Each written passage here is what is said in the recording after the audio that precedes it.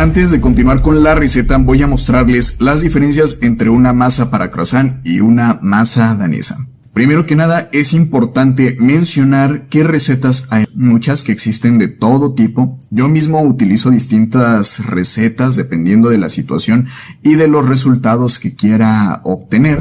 Y pues en redes sociales me encuentro muchas discusiones entre colegas panaderos en donde literal se están mentando la mamacita por saber si un ingrediente va, no va, en qué proporciones está, que si cuánto líquido, que si menos que el otro, y todo mundo, de verdad, todo mundo cree tener la razón.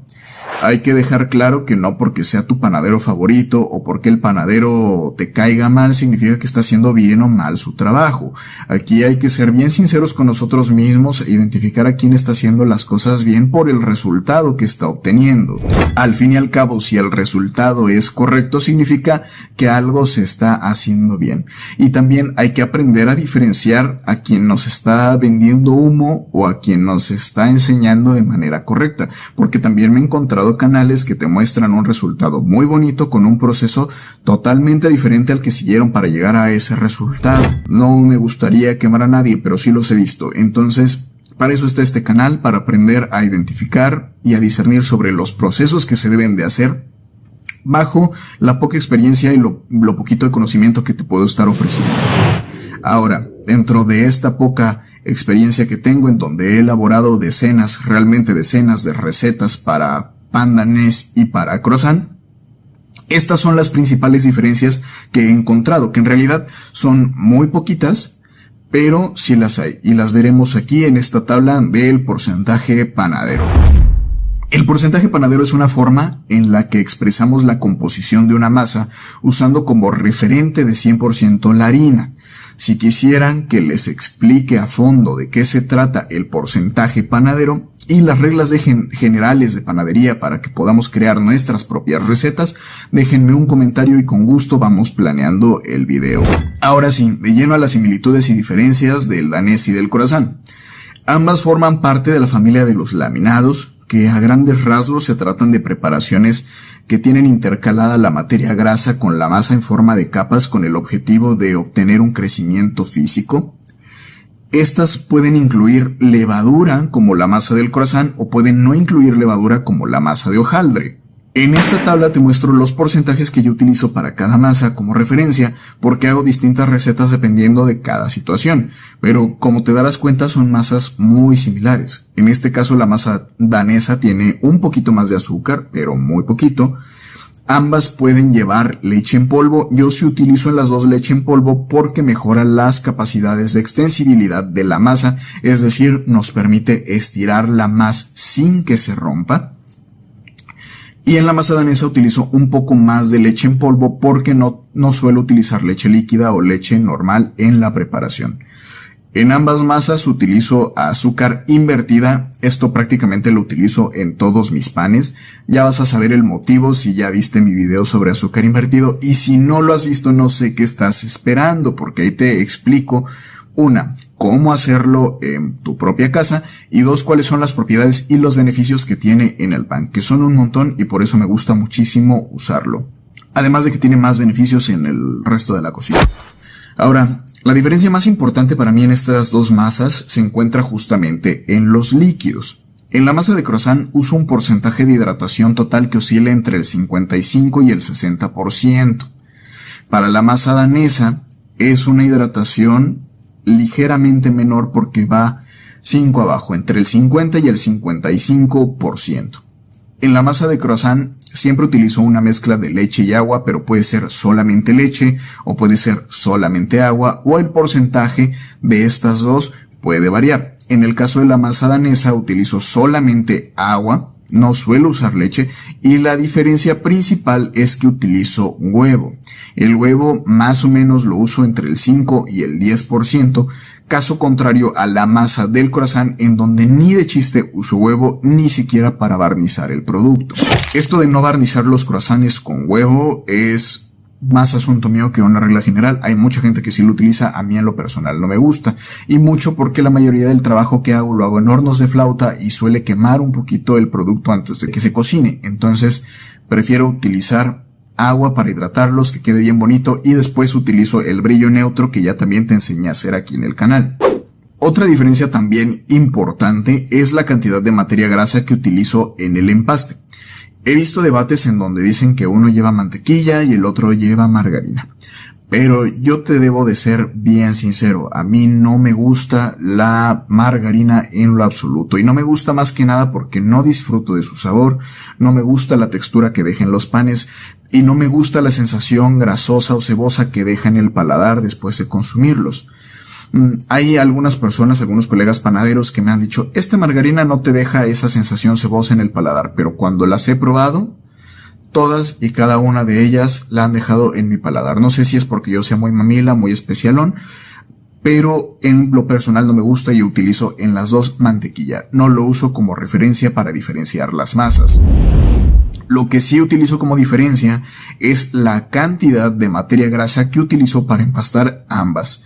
En el caso de la del croissant utilizo materia grasa entre el 50 y el 55%, y en el caso de la danesa me voy bastante más arriba, ya llegamos a un 60 o a un 70%. Para resumirlo a grandes rasgos, la masa danesa tiene más azúcar, lleva huevo, tiene un porcentaje menor de hidratación, pero tiene un porcentaje bastante mayor de materia grasa en el empaste. Si preguntas ahora en qué baso mis decisiones para usar una u otra masa, en qué momento decido emplearlas, cuándo decido modificar sus proporciones o su porcentaje, pues esto es un tema bastante más profundo y tiene que ver muchísimo con la calidad de los ingredientes que tengo a disposición en ese momento. Para eso existe este canal. Si te interesa saber todos estos detalles e ir profundizando más en el tema de cómo crear recetas, cómo irte adaptando a los distintos ingredientes, déjame tus comentarios y vamos a ir planeando también una serie de videos que nos ayuden a eso. Porque sí, de verdad que es muy importante no solamente seguir recetas en YouTube, sino comprender cómo las podemos elaborar nosotros mismos y volvernos todos unos cracks en la panadería.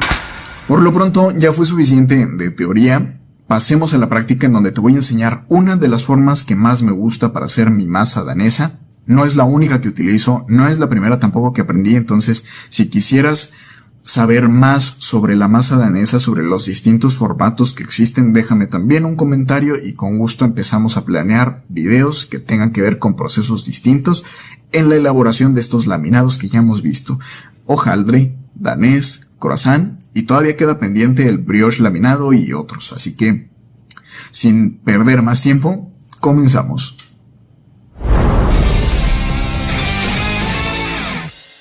Comenzamos agregando la harina en el bowl de la batidora. Recuerda que debe de ser una harina con un porcentaje igual o superior al 11.5% de proteína.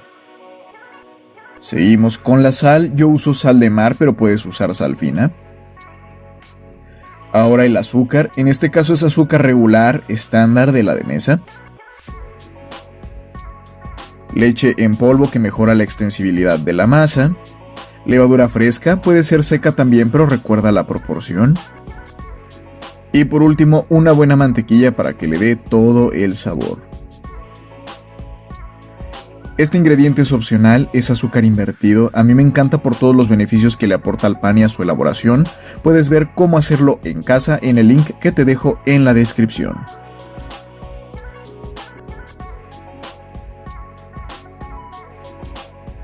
Vamos a comenzar a mezclar en velocidad baja para que no nos salte la harina por todos lados.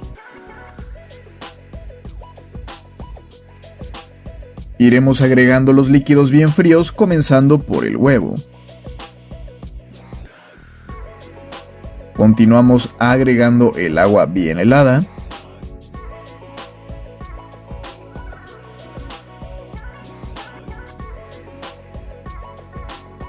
Y como te darás cuenta, es una masa muy seca a la que le cuesta trabajo hidratarse al inicio.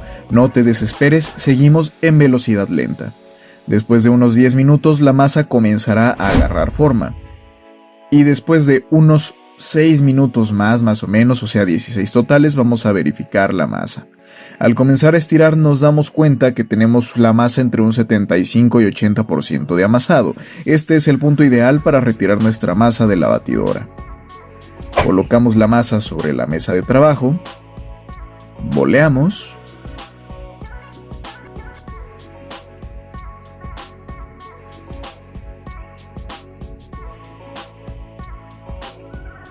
Tapamos para que la masa no se seque y la dejaremos reposar de 10 a 15 minutos.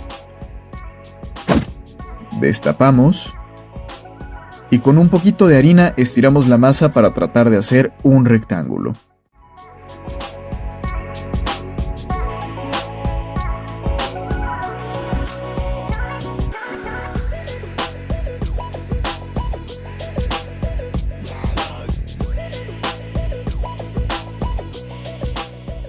Colocamos la masa en la charola con harina, embolsamos y mandamos al congelador en lo que preparamos la mantequilla.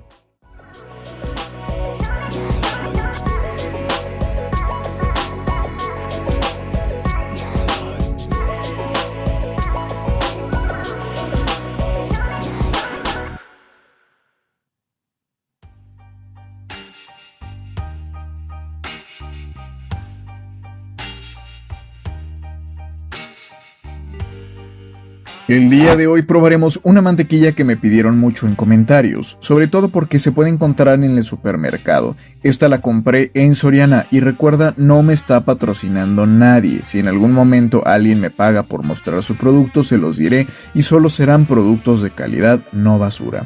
Para ver si vale la pena probar al menos la President, vamos a revisar su información nutrimental y vemos que sí tiene el 82% de grasa butírica y 16% de humedad máxima, que es lo básico para poder laminar, entonces podemos probarla.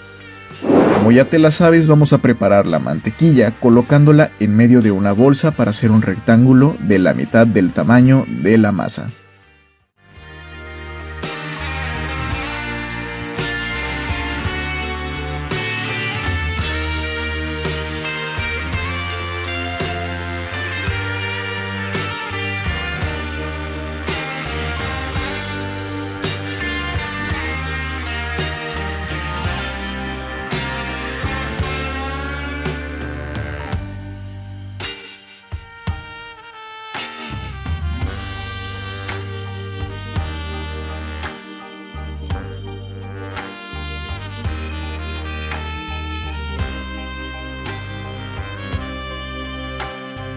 Sacamos la masa del congelador y la vamos a estirar para darle el doble del tamaño de la mantequilla.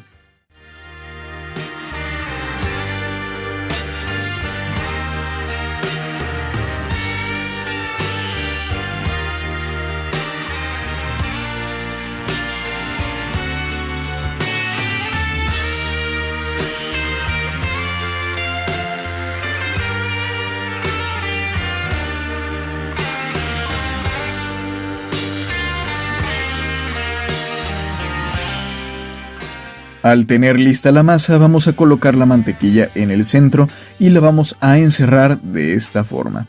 Un tip para saber si ambas están en la temperatura correcta es que se sienten frías, pero se les puede hundir la marca de un dedo sin que se resquebrajen o se rompan o que cueste mucho trabajo.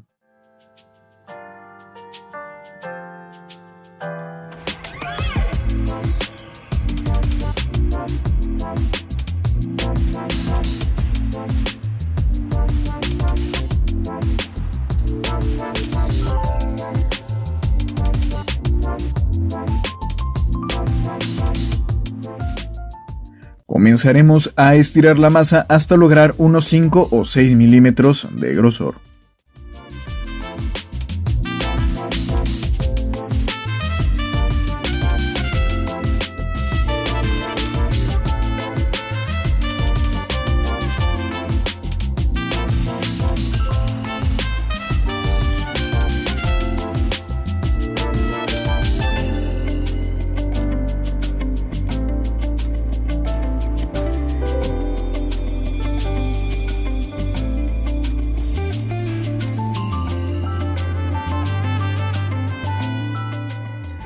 Voy a volarle las puntas que no tienen mantequilla para que el laminado quede lo más parejito posible.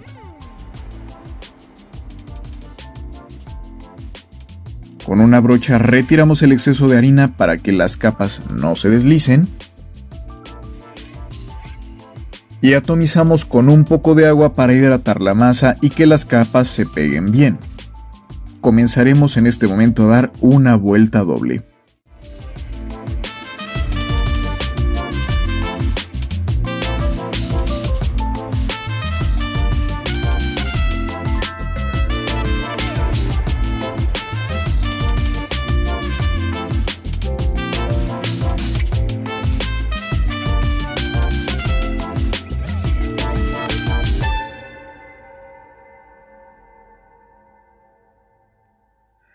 Nuevamente comenzamos a estirar la masa hasta alcanzar unos 5 o 6 milímetros de grosor. Como estamos estirando desde la parte de arriba, las capas se desnivelan, entonces le damos la vuelta para que esto se empareje.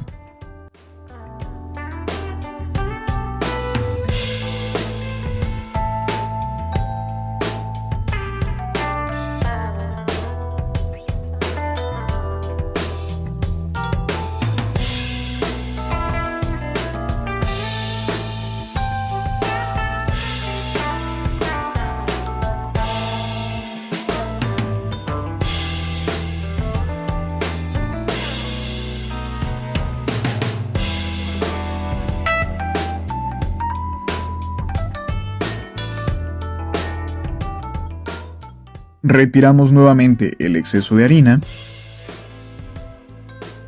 Le voy a volver a volar las puntas. Atomizamos nuevamente con agua, pero en este caso haremos un doblez sencillo, como si fuera un tríptico.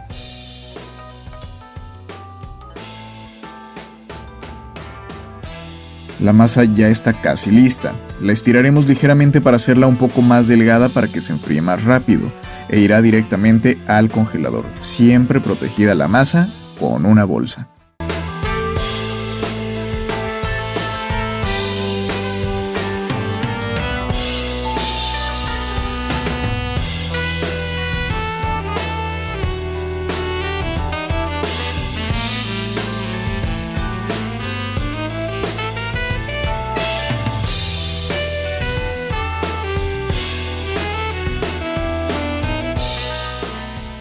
Ahora, antes de que digan de que se desperdicia mucho, recuerda que no se desperdicia nada. Las puntas que le quitamos las vamos a usar como prefermento para otras masas. Recientemente subí un short en donde hice una tanda de baguettes Viena en donde la receta muestra que agrego prefermento, pues eso sale de aquí.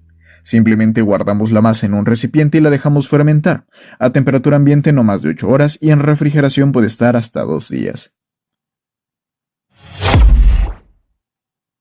Yo pongo en el congelador la masa de 20 a 30 minutos. No busco que se congele, solo quiero que la masa y la mantequilla recuperen firmeza.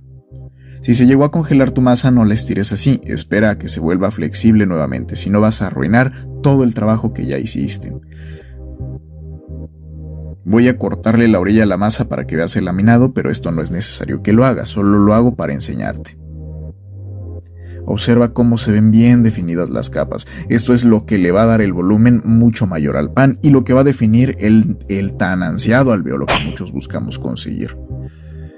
Con un poquito de harina vamos a estirar por última vez la masa, pero en esta ocasión buscaremos lograr de 3 a 5 milímetros máximo de grosor, tratando de no reventar las capas.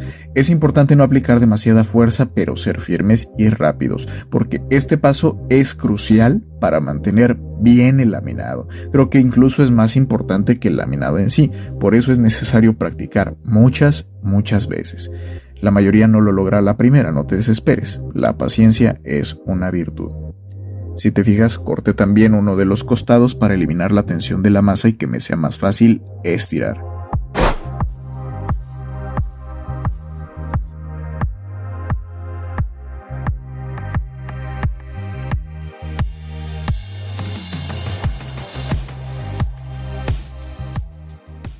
Retiramos la harina excesiva de la masa. Cuando hay demasiada harina, nuestra masa se puede empezar a resecar y eso causa que se resquebraje. Esto no arruina el laminado, pero causa dificultad al formar las figuras y puede causar desesperación, lo que nunca resulta bien. Recuerda que en la cocina se necesita estar centrado en los objetivos. Al estirar las masas así de delgadas suelen tomar mucha tensión. Necesitamos esperar a que el gluten se relaje. Para eso yo coloco la mitad de una bolsa para cubrir la masa y después le pongo un montón de cosas congeladas para mantener el frío. Recuerda que la masa no se debe de fermentar mientras trabajamos con ella. Eso sí que arruina muy feo el laminado. Después de unos 10 minutos, más que suficiente, retiramos las cosas congeladas que colocamos arriba de la masa. Puedes hacer cualquier tipo de figura con esta masa, pero hoy yo les enseñaré los clásicos cuernitos de danés que preparo de 30 centímetros de largo con 12 centímetros de base. Por eso estoy marcando a lo largo de la masa cada 6 centímetros para tener referencia del centro en cada cuernito respecto a la punta. Puedes cortar directamente con el cuchillo o puedes marcar la figura como yo y después usar un cortador de pizza. Ambas formas son correctas. Aquí lo mejor es cómo te acomodes.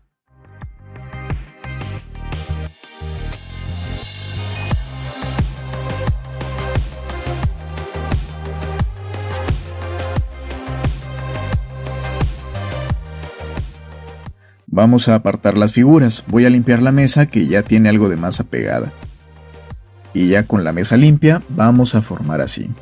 Retiramos el exceso de harina. Estiramos un poquito el triángulo para darle flexibilidad, muy suavemente para no romperlo.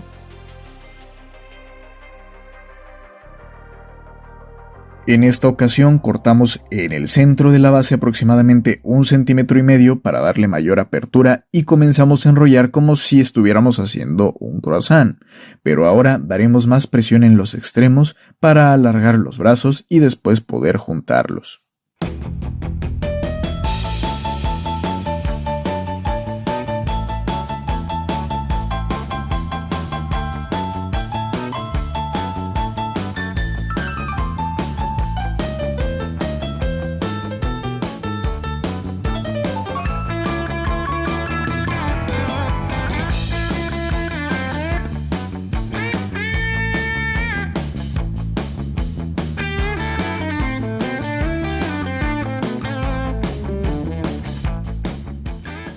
Lo ideal sería disponerlos en una charola para ponerlos a fermentar y después hornearlos, pero yo no tengo tiempo de hornearlos hoy, así que los pondré en una charola más pequeña con harina. Los voy a embolsar y a meter al congelador para hornearlos otro día que pueda grabar.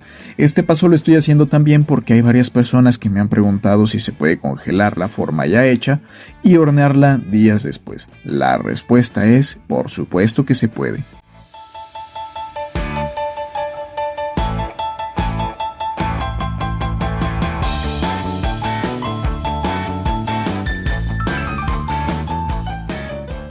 Apenas me di tiempo una semana después. Vamos a sacar los cuernitos del congelador y los colocaremos en una charola engrasada para dejarlos descongelar y fermentar.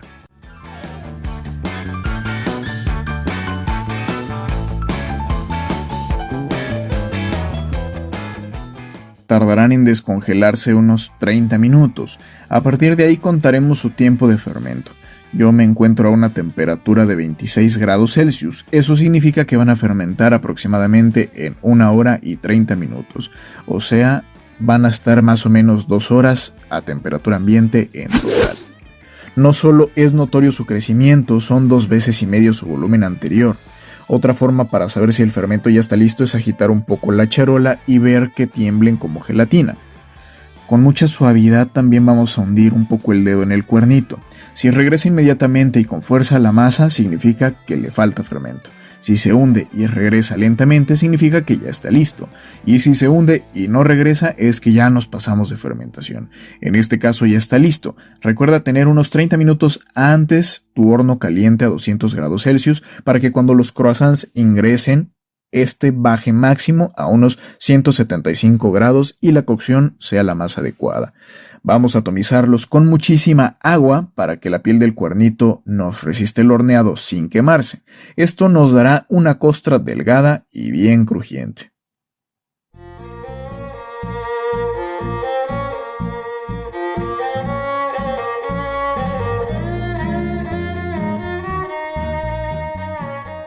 En mi horno tardaron aproximadamente 26 minutos. Mi horno no es eléctrico, es de flauta y controlo la temperatura con una perilla. Durante esos 26 minutos la temperatura estuvo oscilando entre los 175 grados Celsius y los 190 grados Celsius. Esto demuestra que aunque el horno tenga variaciones de temperatura, se puede hacer un buen horneado de tus laminados. Si tu horno es de convección, ya no hay excusas para no intentarlo.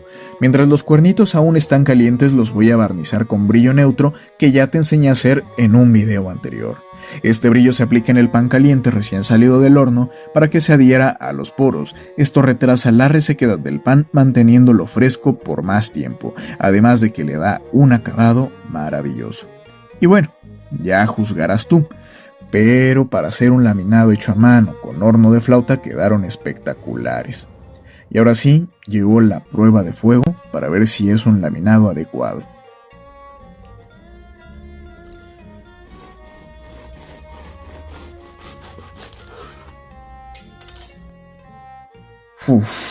No sé tú, pero creo que el objetivo se logró. El alvéolo como panal de abeja se ve bonito. No lo sabes, pero el aroma en la casa es espectacular. Y solo queda probarlos para dar el veredicto final. Y bueno, mi querida familia, aquí tenemos otro tipo de masa laminada. En esta ocasión tocó el pan danés.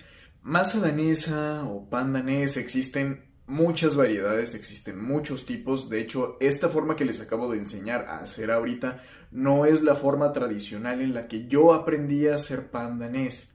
Cuando a mí me enseñaron el pan danés fue una técnica totalmente diferente que más o menos por ahí va en el estilo de los laminados, pero no es lo que estamos haciendo en este momento.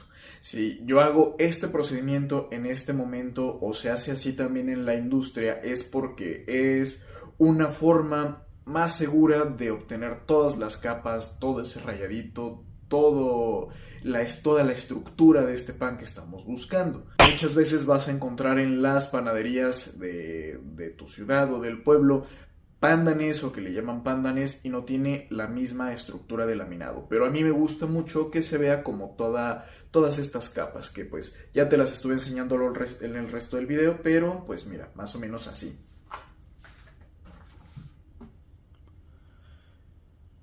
Sí, creo que sí se alcanza a apreciar bien. Y pues mira, esto es lo que a mí me gusta en el pan danés, que se vea todo este alvéolo, toda esta forma bonita de la estructura. Y como te habrás dado cuenta, es una masa muy parecida a la que ya hicimos de croissant en los dos videos anteriores, por si gustas verlo. También es una masa muy parecida a la hojaldre, al fin y al cabo forma parte de los laminados y por lo mismo va a formar parte, o digo más bien, va a ser muy parecida al brioche laminado que vamos a ver más adelante. Las pequeñas diferencias tanto en el proceso como en la formulación es lo que le van a dar unas características diferentes. Y por ende, este pan, que es más húmedo, por así decirlo, que el croissant, que tiene mayor cantidad de mantequilla y que tiene huevo en la estructura, va a presentar un crocante, una crujencia menor a la que tiene el croissant. De hecho, este pan va a tender a reblandecerse un poquito. Tiene la misma estructura de laminado, se ven también los alvéolos bien bonitos, pero va a perder ese crujiente muchísimo más rápido que lo haría el croissant. Este pan que voy a probar ahorita ya tiene 2 días que lo hice, no me dio tiempo de grabar esta parte del video en ese momento. Y si lo hubiera hecho con el croissant, porque de hecho así terminó pasando en el video de los croissants, hice el video para probarlo 2 días después, se mantenía crujiente todavía. En este caso, pues como te darás cuenta, tiene la estructura, pero ya no está tan crujiente, ya no truena, solamente estaba tronando como la capita de arriba ahorita que lo apreté. De aroma huele mucho a mantequilla, es evidente. Tiene mucha más mantequilla, aparte de que utilizamos una mantequilla muy buena, que también haremos la calificación, pero vamos a probarlo, a ver qué tal quedó.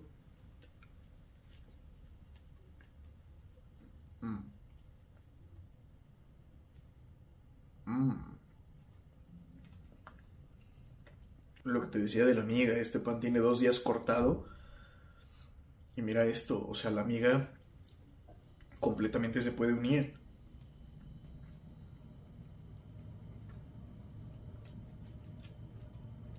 Oh, qué buenísimo está esto. Les mentiría si digo que uno de mis propósitos de año nuevo era comenzar la dieta. La verdad es que no puedo. Trabajando en este mundo, no es que no pueda, no quiero. Evidentemente hay que mantener un estilo de vida saludable, tampoco hay que abusar, no hay que zamparnos 10 de estos en una sentada, pero date el lujo de comer un pan, aunque seas fitness o lo que tengas, aunque tenga mucha grasa, tenga azúcar. La vida es para disfrutarse, la vida es para vivirla. Las diferencias con el croissant son sutiles, pero ahí están. Como se los comentaba, termina siendo un pan más húmedo por la cantidad de mantequilla que estamos agregando. Por lo mismo sabe muchísimo a mantequilla. Es un producto muy láctico. El crujiente es menor y es ligeramente, pero bien ligeramente, más dulce. Un pelín. Sirve perfectamente para cualquier relleno, ya sea dulce o salado, así como me lo han dicho anteriormente. Y si me preguntaran sobre cuál masa es mejor, si la del croissant o la masa danesa que vimos en este momento, te voy a decir que la que a ti te guste, la que se te facilite incluso más trabajar, no porque tengan diferentes formulaciones o sean ligeramente diferentes una de la otra, significa que alguna de las dos sean mejores. De hecho, eso es una de las cosas tan bonitas de la panadería. Tenemos tanta variedad, tantas cosas por hacer, que podemos elegir o especializarnos o trabajar más en lo que más nos gusta.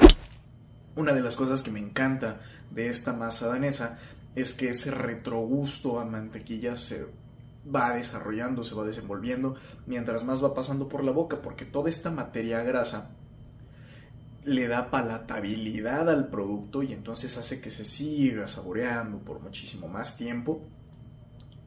En fin, es un producto delicioso que tienes que probar a hacerlo en casa. Como te darás cuenta, yo lo hice en el horno que tengo acá en casa, que sí, tal vez es un horno grandote para 6 charolas, pero como te había explicado cuando te enseñé mi cocina, es un horno de flautas, que no cocina parejo, no es de convección, no tiene ventilador, no tiene cosas especiales.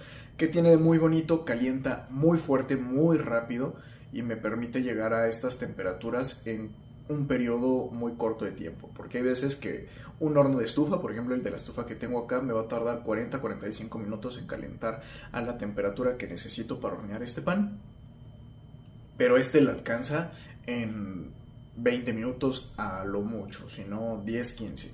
Hay algo que tenemos pendiente también por hacer que aún no planeo bien cómo lo voy a realizar, pero es que el horno sí importa.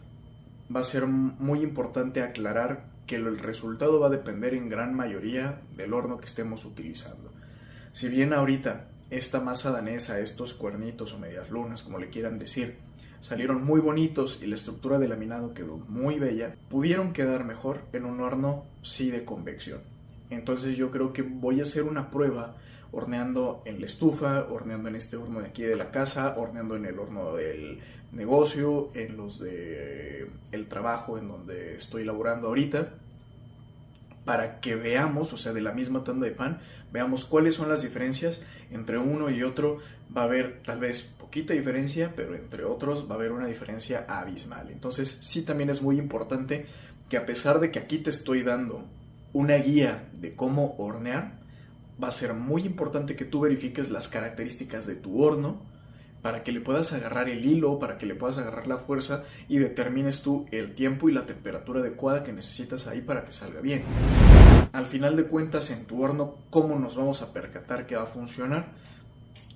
Quien tiene la mejor opción para hacerlo, las herramientas, eres tú, y es a prueba y error básicamente. Si yo le he tenido que hacer con mis hornos, he llegado a estas temperaturas, a estos tiempos, pero son una guía, son referenciales. Si tú ves que a los 35 minutos que yo te digo, por ejemplo, todavía no toma color, no lo puedes sacar en ese momento porque se te va a ponchar. Entonces va a ser necesario que lo dejes más tiempo o que subas la temperatura para que tome color tu pan antes y que no se te vaya a ponchar, que se termine horneando antes. Entonces recuerda, tiempos y temperaturas son solamente referenciales. Lo tienes que adaptar a las condiciones de donde vives y las características de los materiales que tú tienes. Sin más que agregar, muchísimas gracias por ver este video. Espero de verdad que les haya sido de mucha utilidad, que se pongan a practicar la masa danesa, también que se vayan a practicar el hojaldre y los croissants de los videos que ya hicimos, también el brillo neutro que ya les enseñé a hacer también acá en el canal. Tenemos un mundo por aprender, faltan muchas clases, muchas cosas por ver. También, si tienes alguna sugerencia, me la puedes dejar en los comentarios, todas están siendo tomadas en cuenta. Trato de contestar todos los comentarios que me están dejando. Tal vez me tardo, hay veces que sí me he tardado 1, incluso 2 semanas, pero trato de estar contestando todos, porque pues ustedes son muy importantes para mí. Sin ustedes este canal no sería lo que está haciendo en este momento, y pues estamos buscando pegarle a una comunidad más grande de panaderos para nosotros poder compartir todo el conocimiento que tenemos y ayudarnos los unos a los otros, así como han hecho en el video de los croissants, en donde un montón de gente se ha puesto a comentar sus ideas, las mantequillas que utilizan dependiendo de la región de donde son, si son de aquí de México, si son de España, si son de Argentina, si son de Bolivia, Chile, Ecuador, Venezuela, Perú, Puerto Rico.